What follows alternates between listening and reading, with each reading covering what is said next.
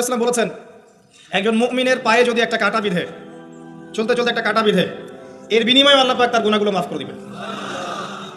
তো যে বিষয়টা বলছিলাম যে আল্লাহ রাব্বুল আলামিন সূরা আরাফের 179 নম্বর আয়াতে বলেছেন যে আমি প্রচুর জিনার মানুষকে সৃষ্টি করেছি জাহান্নামের জন্য, যার দলিল আমরা একটা হাদিস থেকে দিলাম যে উম্মতে মুহাম্মাদি 73 দলে ভাগ হয়ে যাবে, যার 72টা দল জাহান্নামে যাচ্ছে, একটা জান্নাতে যাবে, তার মানে সংখ্যা কম হচ্ছে। আরেকটা দলিল দিচ্ছিলাম যে আল্লাহ রাব্বুল আলামিন কুরআনুল কারীমের শব্দের অপচয় করেন না। একটা শব্দ দিয়ে তিনি একটা কওমের ইতিহাস তুলে ধরেছেন।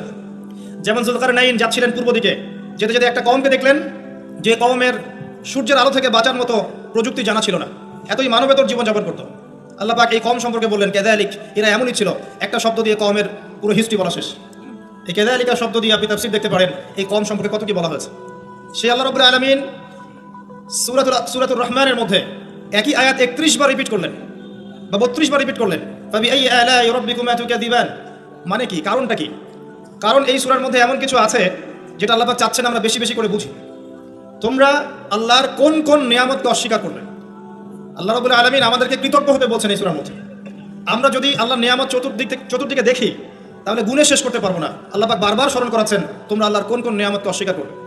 এরপরেও মানুষ আল্লাহদ্রোহী আচরণ করছে। সহিহ বুখারীর মধ্যে 4 বার এই হাদিসটা আসার মানে হচ্ছে যে আল্লাহ পাক এখানেও বোঝানোর চেষ্টা করছেন যে জাহান্নাম থেকে বাঁচার জন্য আমাদের কত সতর্ক থাকা উচিত।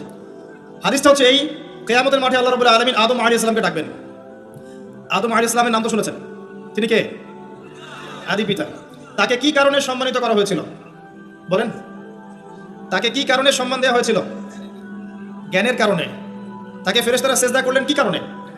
শারীরিক গঠনের কারণে, শক্তির কারণে, জ্ঞানের কারণে।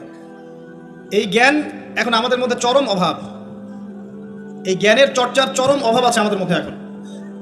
আমরা জ্ঞান চর্চা করতে চাই না। আমরা স্লোগান দিতে চাই যে আল কোরআনের আলো ঘরে ঘরে জ্বালো, কিন্তু প্রত্যেকটা ঘরে একটা করে কোরআনের হাফেজ নাই। এমনকি প্রত্যেকটা ঘরে একটা করে মানুষও পাওয়া যাবে কিনা যারা কোরআন বিশুদ্ধ করে তেলাওয়াত করতে পারে। তবে একটা কথা বারবার বলি যে এইসব আইওয়াশ শোডাউন দিয়ে ইসলামের কোনো কল্যাণ নাই। ইসলামের কল্যাণ কনস্ট্রাকটিভ কাজ করতে হবে।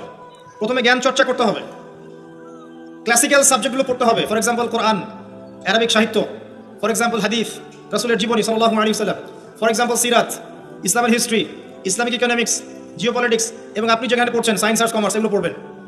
পড়াশোনা করে জ্ঞান চর্চা করতে আমরা চাচ্ছি না, আমরা রাতারাতি ফল পেতে চাই। এই জন্য আইওয়াশ শোডাউনে বেশি ব্যস্ত থাকি। এগুলোতে ইসলামের কোনো খায়ের নাই, কল্যাণ নাই।